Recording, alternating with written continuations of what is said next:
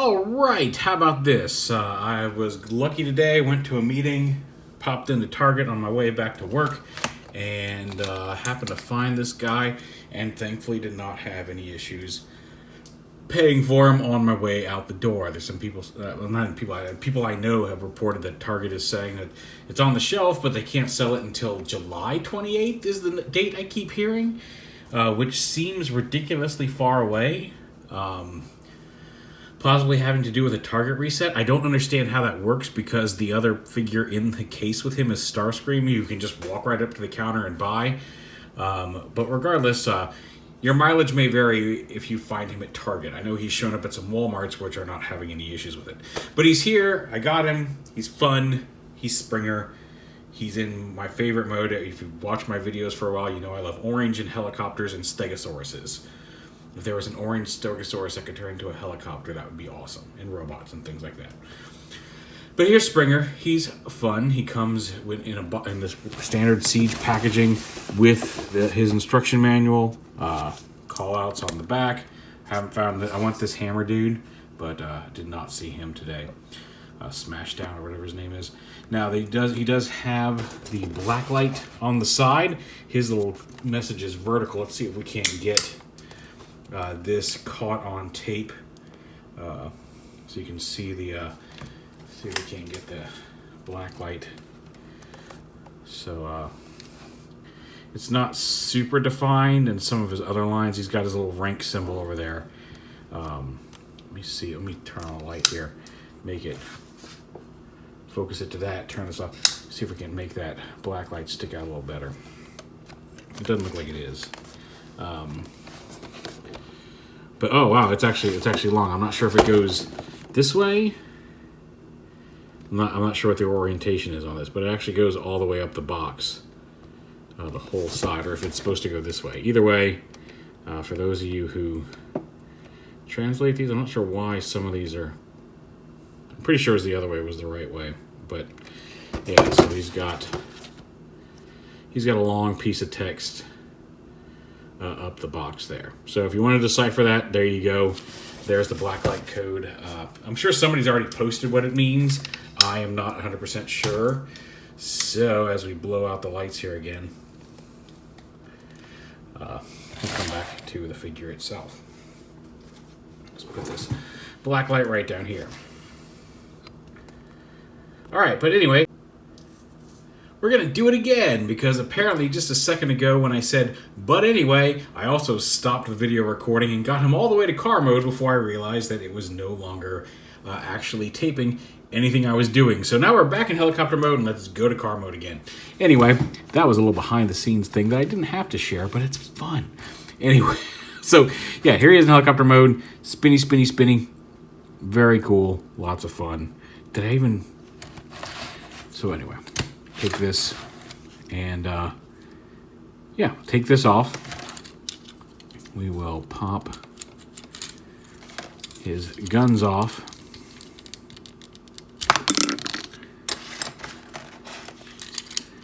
And we will start to transport the main body into a car. Now, like I said, this goes here. There are lots of ports all over him. Like right now, these were stuck into the side here. And again, this one has, and I like that they account for it. These little green pieces have a little notch. So whichever side you put this gun on, that little notch will go around that tab. This one's flat, so you can put it on either side without any worry. But when you take them apart, do kind of fold that down a little bit, because that'll let you get that. It'll pop right out without it, but just less wear and tear if you're not rubbing against it if you do that. But you can put the guns, like I said, you can, if you want to, in helicopter mode, attach them up here on the front. There's a couple ports right here. There may even be the clearance. Like this gun at least has the clearance, so you can put it up there, and the helicopter will still spin.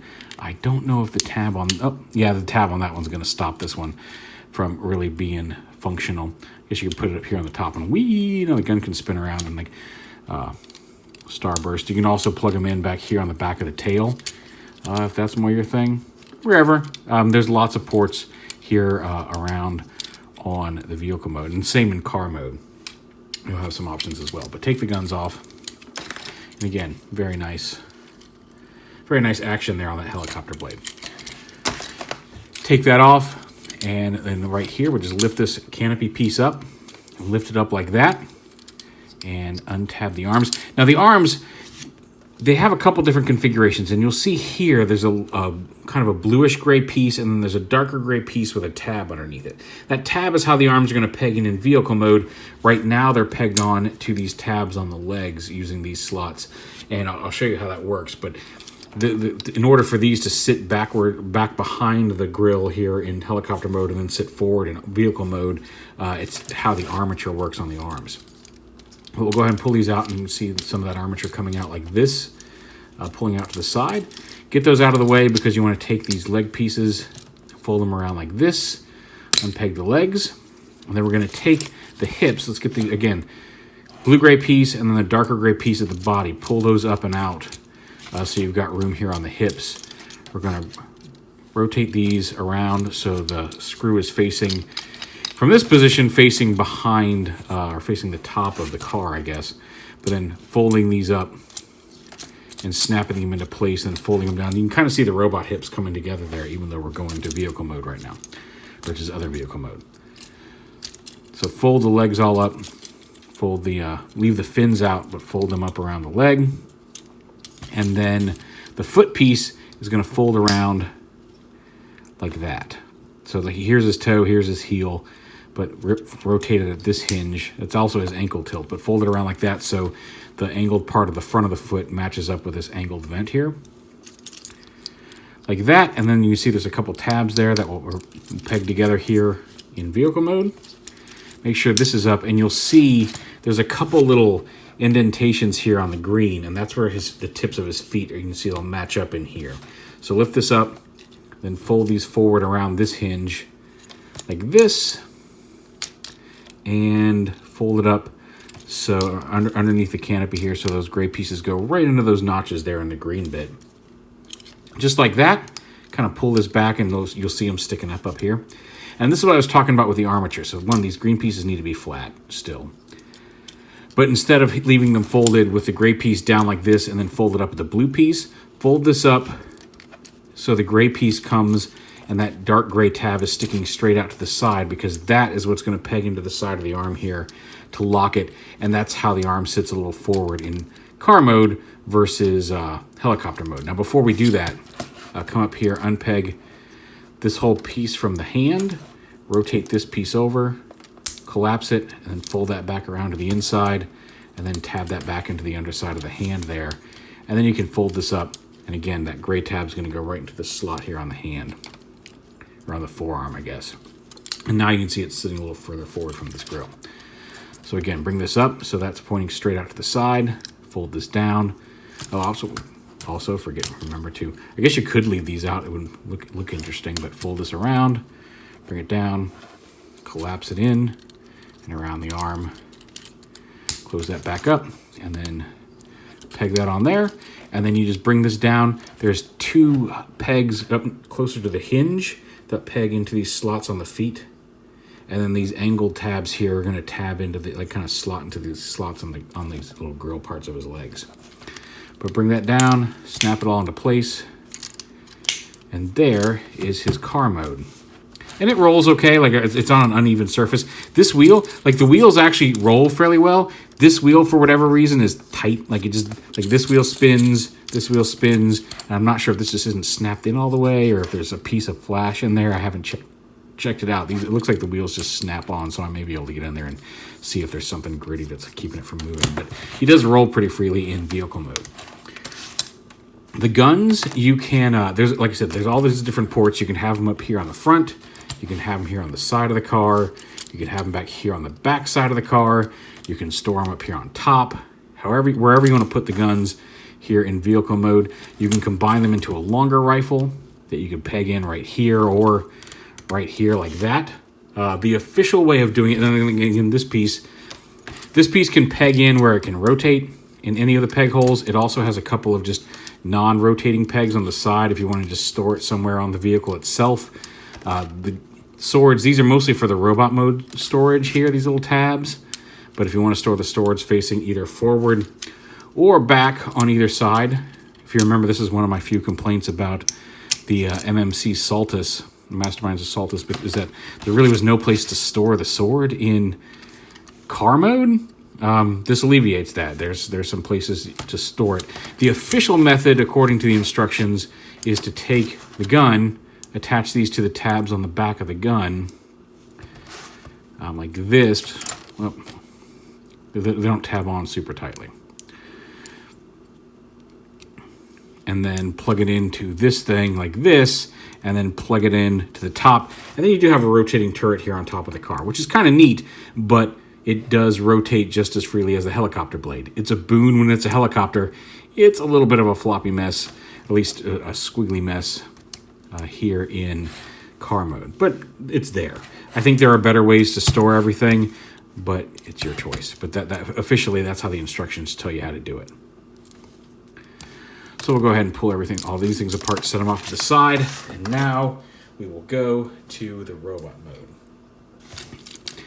And it's fairly simple from here. Just lift this up and bring the legs, rotate them back down there around, make sure they lock into place, fold the feet up, untab them from each other. You can leave the fins out if you really like them as a design choice, but this panel opens up. You can fold it. Oh, look, there's where the wheel fits in, so maybe I can fix that. But fold the fin in just like that. And you can see he does have an ankle tilt here, although it does kind of give him a little bit of a detached ankle, just based how it's designed. But he's got front to back ankle tilt and side to side. But legs there are essentially done. And come up here, untab the arms again from here. Bring them out to the sides. This piece, the whole cockpit assembly is on this dark gray hinge, and when you're going to robot mode, you want to pull it. Well, you don't want to pull his hips off. That's the first time that's happened. I have no idea why this was fighting me so bad, but so basically right here at this green part, lift it up on this hinge. There we go. And then once that's up, you can fold this down. You can see there's a couple little round pegs that peg up here under the windshield. So bring it so that has clearance and then pull this forward. And when you're going back to vehicle mode, you turn his head around, you fold this down. You want to kind of fold this over his head at an angle where it goes under the windshield and then plug it up so those tabs go into that. Bring this down, open it up. You can go ahead and fold these pieces up. And then here's where I was talking about. This hinge right here comes up and forward to raise the body up. Now the arms, you want them to come up. We'll deal with the shoulders in a minute, but see, there's these gray hooks. These pieces sit at an angle, and these pieces should be, as you fold everything around, bring this up. These little gray hooks are going to clip into these slots here on the green. So it's just a matter of getting it all lined up right. Make sure this comes all the way up here, and then fold this around the head. And you can kind of get it mostly into place and then fold the arms up here. Because getting everything lined up, because it has to go around this green piece as well. There's all sorts of like complicated little things, but like make sure those little gray hooks go in between those little slots and then snap it all together. Bring this piece up like this. And once that's all snapped together and locked, you can move the arms. They're locked into place. You can see there's a dual swivel there at the shoulder. Turn his head around, and then you take this, unpeg it from the arm, rotate it up, fold in the outer bit, fold that into the arm. Same on this side. Fold it in, and then position the backpack, and there is Springer in robot mode. Again, the weapons. He can hold the guns individually or as one long rifle. He can hold the sword. Or you can hold two swords if you want. You can slide one. Like the way I usually have him is have him hold the rifle and a sword, and then you can take this, use one of the non-spinny peg holes, and angle that across his back. If you want to have him store it that way, you can rotate it. You can have it hang loosely like that. You can plug it in here. You can plug it in here. However you want to. Again, those tabs on the backpack, this is what they're actually for. Is you can take them and you can hang the swords off of his backpack like that on either side, and then just store this here in the middle, whether with the spinny tab or just with a flat tab. You can store it down here on his leg. Again, all of those ports are available, but that's how I usually like to do it. He's got a ball joint at the head to look up and down and around, the dual swivel at the shoulder, bicep swivel, hinge elbows, wrist swivel, which is nice, the waist swivel, which you saw falling apart there briefly, trying to get that hinge up, dual swivel at the hips, thigh swivel, knee hinge, both there, and that's the transformation bit, but actual knee hinge, and then the ankle tilt out and back and front to back there in the foot, so fairly posable.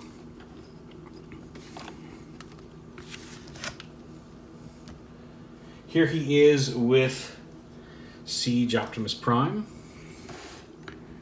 Just to give you an idea of how he scales Voyager-wise with the line so far. Here he is with his previous Voyager self. A little shorter, but a little less spindly. I still love this mold, based off of Nick Roche's design for Last Stand of the Wreckers and IDW. But both good, solid springers. You can see he's a little shorter, but a little bulkier overall. A little more squarish. And then just for fun, here he is with the previously mentioned MMC Saltus. Well, don't worry, we'll zoom out. And Open and Plays Big Spring. Just to give it, just grabbed all my springers, at least that I could see easily, to bring in here for size comparison. So yeah, if you're looking for him, good luck on the hunt. Again, Walmart seems to have him. If you can find him at Walmart with less hassle to get, Target is still kind of a... You're kind of pressing your luck depending on whether... Not really pressing your luck, but like... It varies how much success you're going to have getting it from Target. Some of them are very adamant about, despite the fact that he's on the shelf, they can't sell him to you until July 28th, which... seems silly to me, especially since his Wavemate is a figure that's been out for months, but your mileage may vary. But he's cool, he's here. There is Transformers War for Cybertron Siege Springer.